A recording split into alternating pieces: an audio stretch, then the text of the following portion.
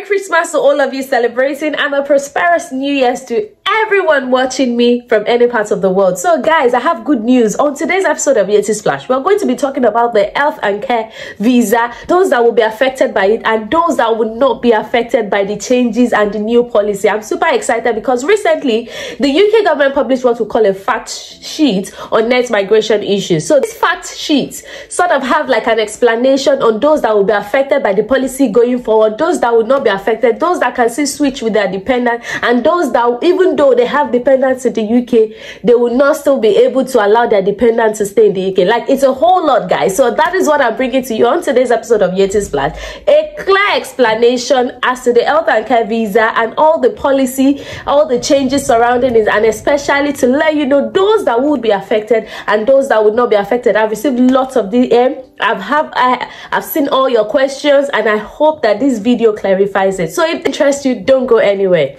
To all my returning subscribers, I say a big thank you to you. And if you have not subscribed yet, please do well to subscribe, like, share. My name is Yeti, and on this channel, I share information about relocating abroad and particularly living and having fun in the United Kingdom. If this is a content that is so relatable to you, if you want to travel abroad, if you're already abroad, please subscribe, turn on your post notifications so that you will get my videos as soon as I post them. So guys, let's get into it. December 21st, the UK government published what we call a fact sheet, right, to explain everything that is going on net migration, particularly the health and care visa and the policy changes surrounding it. We all know that the UK government announced that moving forward by April 2024, they are going to ban, health and care visa holders from relocating to the United Kingdom with dependents. So now we want to know, what of those that are already in the United Kingdom on a 3-year health and care worker visa? If they want to apply to extend their stay moving forward, are they saying that their dependent have to go back home, they can't stay with dependents? So these and many more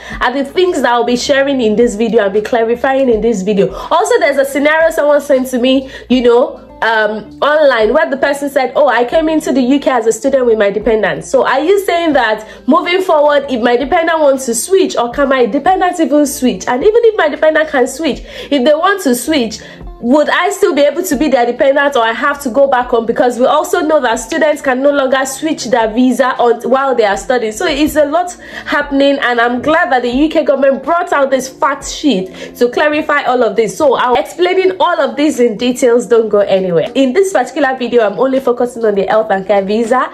Then moving forward, I'll explain all other scenarios or issues in the fact sheet. But today, let's just talk about the health and care visa, because a whole lot of people are worried. Of course, we all know that on the 4th of December, the Home Office announced that they will be stopping care workers from bringing in dependents to the United Kingdom. So guys, the very first explanation is this, and let me read it out to you. It says that care workers and senior care workers already in the UK on this route will be able to remain with their dependents, including extending, changing employers, as long as you're still either a carer or a senior carer, and settlement. What I mean is that if you're on an health and care worker visa or you're a senior carer, you are allowed to still remain on this visa. Those of you that are already in the United Kingdom with the health and care routes with your dependents, you are not affected at all. You're allowed to remain in the UK.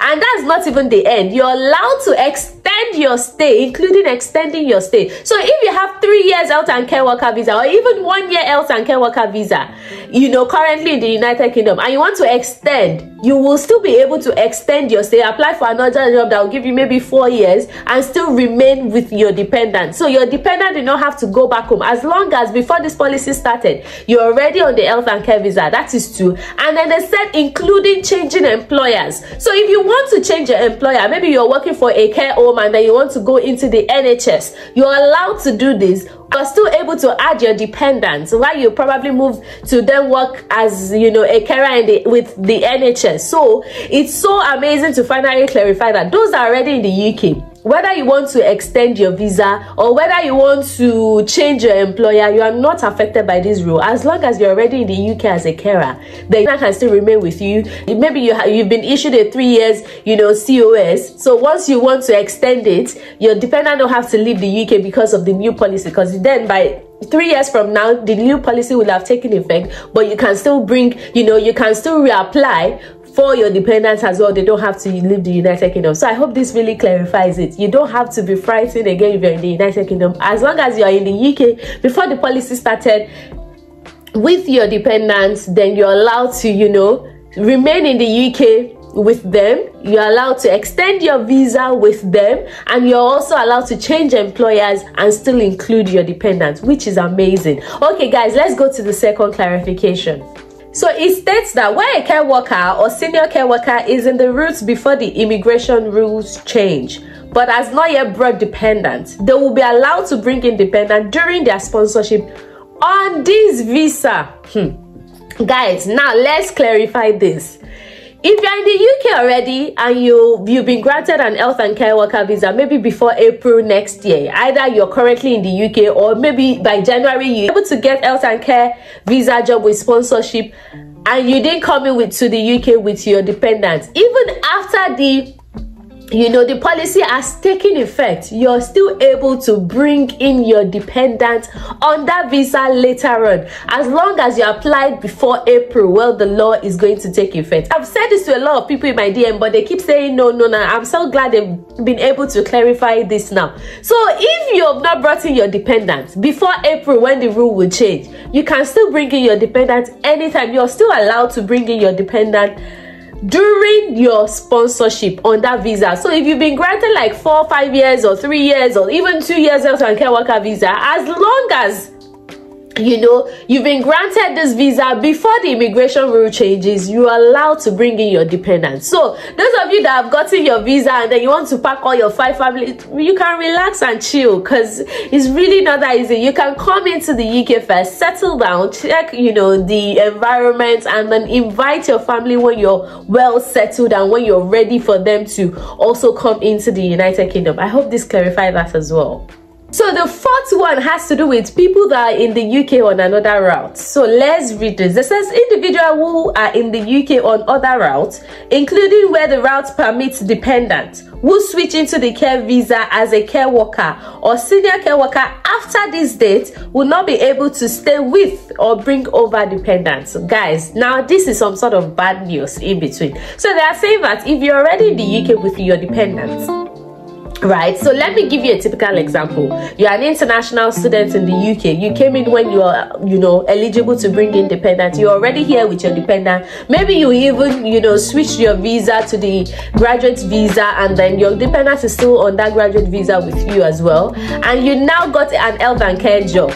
After the, immigration rule changes, which is sometimes in April 2024, your dependent will have to leave the UK.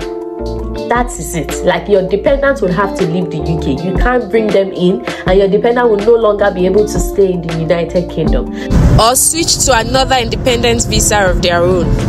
So this particular third one is so heartbroken, but you really need to know that that is the position now and find solution before it is too late.